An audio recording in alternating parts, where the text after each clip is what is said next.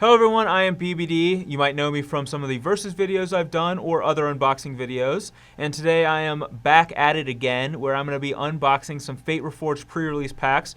Right now I've got the Sultai pack in front of me, and we're going to crack this up and see if there's anything sweet inside. Sultai is either a clan that you love or you hate, so let's see if it's love or hate. Sultai is a green, blue, and black or bug-colored shard. And I have to say that Sultai has kind of been the controversial shard out of Khans of Tarkir because it's featuring the delve mechanic. And some of the cards like Treasure Cruise and Dig Through Time have been extremely powerful, almost too powerful. Even stuff like Murderous Cut's been really impactful. And a lot of people either hate the delve cards or they love them. So it feels like with Sultai, it's either you love the Sultai or you hate it because delve is one of those really interesting, powerful mechanics. And the thing about Fate Reforged is it's still delve, so there's a lot of opportunity for some busted delve cards in Fate Reforged as well. Personally, I like powerful stuff, so I love the delve cards, so you're not going to see me hating on the Sultai, but let's see if we got some awesome delve stuff in this box as well. Alright, so looks like there's a couple of random things here about the Sultai Brood. I don't really care about any of that. I don't know if you care, but I don't. So I'm going to get right to the action here. We have a sweet dice and a Sultai pin. This is probably the coolest dice because it's purple, and purple's just an awesome color. But, you know, to each their own. We're going to go ahead and start with the seeded pack that has all the Sultai cards from, I guess, both Fate Reforged and Khans of Tarkir, but this is going to be loaded up with Sultai goodness. So let's start with that before we get into these Fate Reforged or Khans of Tarkir packs. And already I see that the top card is Tazagor the Golden Fang, and I don't know what it is. Maybe it's just the word gold in the name because I loved King Makar the Gold Cursed. But I love this card more than I should. This is like one of my favorite cards from the set, and I'm like pretty excited to see it in this pack because it's just sweet. Like, Hooting Mandrills is already an awesome card as a 4/4 trampler for potentially just 1 mana. And Tazagor the Golden Fang is a 4/5 for potentially 1 mana, just bigger than Hooting Mandrills, old Hoots Magoots. And it has an ability where you can mill cards into your graveyard and get things back to your hand. So I don't know what's not to love. If you hate this card, you probably also hate like all the good things in life. You probably hate like ice cream and basketball and things like that too. Probably just a miserable person because Tazagor is an awesome card, and I will hear nothing negative about it. So we got our Opulent Palace and Sultai banner, a couple of random Sultai cards. Let's see what else we got here. Sudden Reclamation.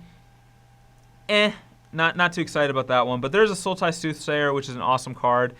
Probably one of the more powerful cards from Khans of Tarkir, so cool there. Ruthless Ripper's pretty cool as well. And this is like basically the right into being like this one of the Sultaiest cards you can get, where you get to like look at the top 2 cards and do cool things with them. You get to make one of them into a morph creature by manifesting it, and then you put the other one on either the top or bottom of your library if you want to draw it or not. So kind of a cool, tricky card that you get to do some cool things with. And it makes your opponent have to guess, like, hey, is that creature that he just is that a card that he just manifested? Is it a creature, or is it just something crappy that he didn't want to see? So definitely a lot of guessing games with cards like that, and I always like those kinds of cards. Just a bunch of random Sultai cards here. Basically, these are the only 2 cool ones that caught my eye. Ethereal Ambush, where you get to manifest the top 2 cards of your deck. I think this card's really powerful and can do some really cool things, especially in Limited. And then Will of the Naga, which, besides just having kind of cool art, I think this card's actually really, really powerful in Limited because, one, it has Delve, so anything that has Delve has to be good, right? But also, it lets you tap 2 creatures and they don't untap during the next turn. It's like a double Crippling Chill, and oftentimes it's actually cheaper than Crippling Chill because of Delve. So I think this is an extremely powerful card and not one to overlook. But our seeded pack was actually really awesome. There's a lot of really good Sultai cards in here. And we had Tazagor the Golden Fang, which, I don't know. I'm excited about it, so you should be too. Let's go ahead and open this Fate Reforged pack up and see if we get anything cool out of it. Started things off, Sultai Rune Mark. There's a Rune Mark for each wedge, and this is the Sultai one. And it gives your guy +2/+2 just regardless, but if you control a green or blue permanent, it also gives it Death Touch.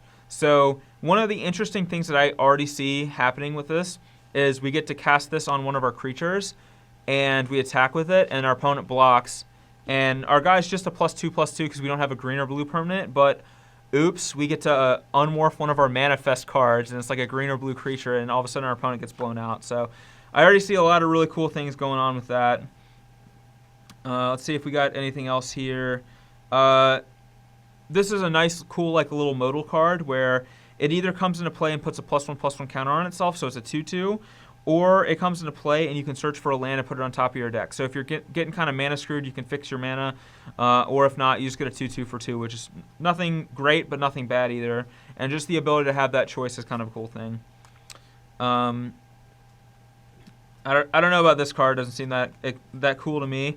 But our rare is actually insanely awesome. So it's not a Sultai rare, but it is blue, so we can play it in the Sultai colors. And it is Sage Eye Avengers.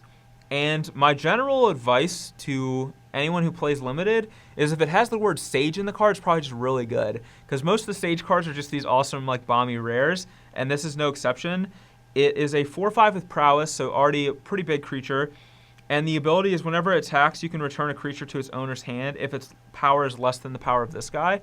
So it makes it really annoying for your opponent to be able to block any of your creatures. So you get this big guy. Whenever you cast a spell, it gets bigger. And whenever you attack, you get to bounce one of their creatures and just really set them back a lot. So far, these packs are looking really sweet for our awesome Sultai Tazagar, the Golden Fang, Sage Eye Avenger deck.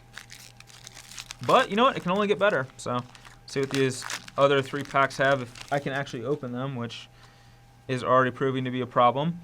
I think Refocus is a cool card. You get to untap a creature and draw a card. So it replaces itself, but it also can be a sweet combat trick. Let's say we attack with our Sage Eye Avengers, and then we want to maybe untap it, get the Prowess ability on it, and block one of our opponent's creatures and draw a card in the mix. So pretty cool stuff there. We got another Will of the Naga, which is not going to make the cut in some decks, but it's definitely going to make the cut here because it's a pretty sweet card. A couple other random things. Okay, Ruthless Instincts looks like actually a really awesome card. So this is a instant that lets us choose a couple of options. One, we can give an attacking creature +2/+2 and trample, which seems really powerful. Lets us attack with a bunch of our creatures, and let's say our opponent only has one big creature. Regardless of how they block with it, we can just make our guy bigger and trample on over. So pretty awesome there. And then the other ability is we can give a non-attacking creature reach and death touch until end of turn and untap it. So much like refocusing our Sage Eye Avengers, we can also Ruthless Instincts it and untap one of our sweet creatures and eat one of their attacking creatures as well. So this is a really powerful card that gives us a bunch of options in Limited, and cards like this are almost always going to be very good.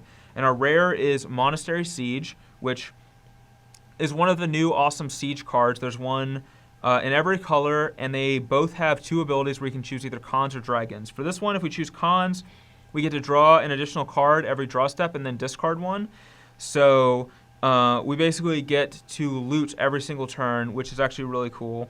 And then basically that lets us filter through our deck, and it also lets us fill our graveyard up for some of these delve cards like Will of the Nagas that we got. So that seems like a really powerful effect for our deck. And then we have Dragons, which if we choose Dragons, spells our opponents cast that target us or a permanent we control cost 2 less or 2 more to cast. So if they're trying to kill all of our creatures or deal damage to us with burn spells, they have to pay a lot of extra mana. So it can really mess up your opponent's plans. So I think this actually for 3 mana, it's actually a pretty cool card. A lot like Sultai Ascendancy, does some cool things. So I like Monastery Siege, and it seems like a awesome addition to our deck.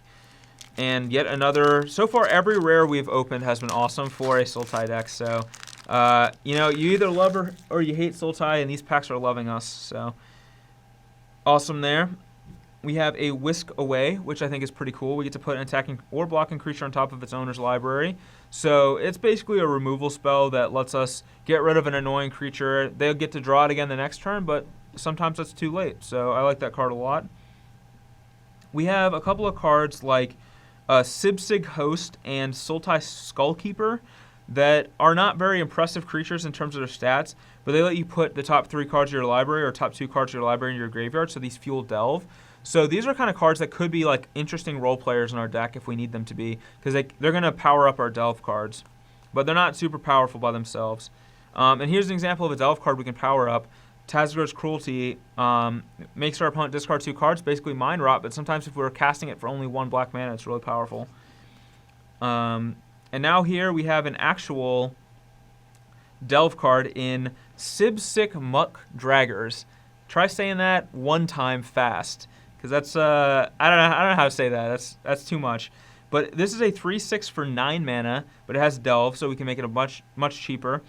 And when it enters the battlefield, we can return a creature from our graveyard to our hand. So it's kind of fighting against its own ability here. Like if you have to delve a bunch of creatures to cast it, you might not have any to return.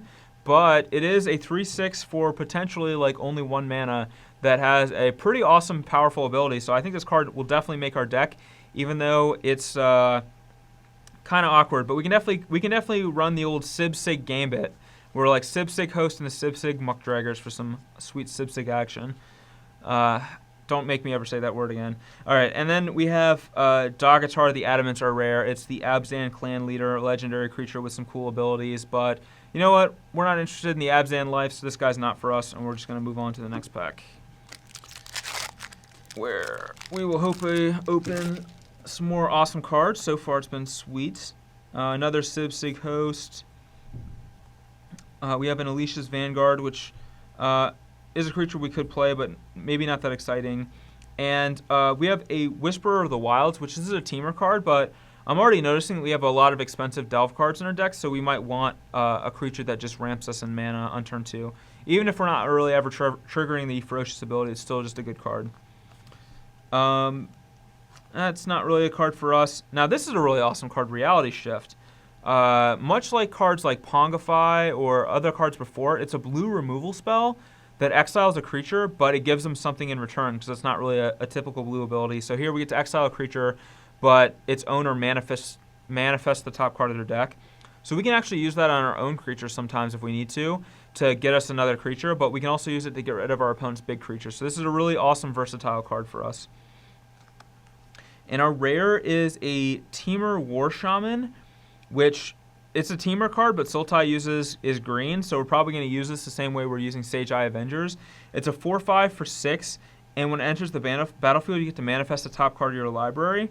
So basically, it's essentially a 6/7 for 6, because we get 6 power and 7 toughness for 6 mana, which is a really good rate. But it also has the ability that whenever you unmorph something, if it's a creature, whenever a permanent turns face up, it's a creature, you can have it fight a creature you don't control. So basically, like let's say we manifest some big old creature, we can then unmorph it and fight something else and kill one of our opponent's creatures. So it's actually a pretty powerful effect. Definitely another great rare to add to our repertoire. And then we have this boring old cons pack. Treasure Cruise. Can't go wrong with Treasure Cruise. It's one of the broken cards in the old Sultai clan, Shambling Attendant. About as good as Treasure Cruise, right? It's a same mana cost, does the same thing. Yeah, about the same power. Not really. Heir of the Wilds is a pretty sweet card. Trap Essence is pretty meh, but between Heir of the Wilds and Shambling Attendants and my boy Treasure Cruise, our cons pack was still kind to us. And overall, all the Sultai cards were really cool, and this is probably one of the more powerful things you could open. So definitely excited about these Sultai cards, and we did not open poor cards in this one. Well, that was the old Sultai clan. Let me know if you love it or hate it. Personally, I love it, but I'm like the McDonald's of Sultai, so I'm always loving it.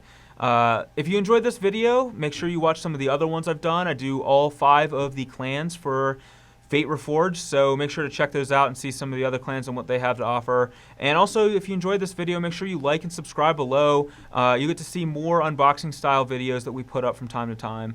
But anyway, thank you all for watching. Hopefully you enjoyed this, and hopefully I'll see you again the next time.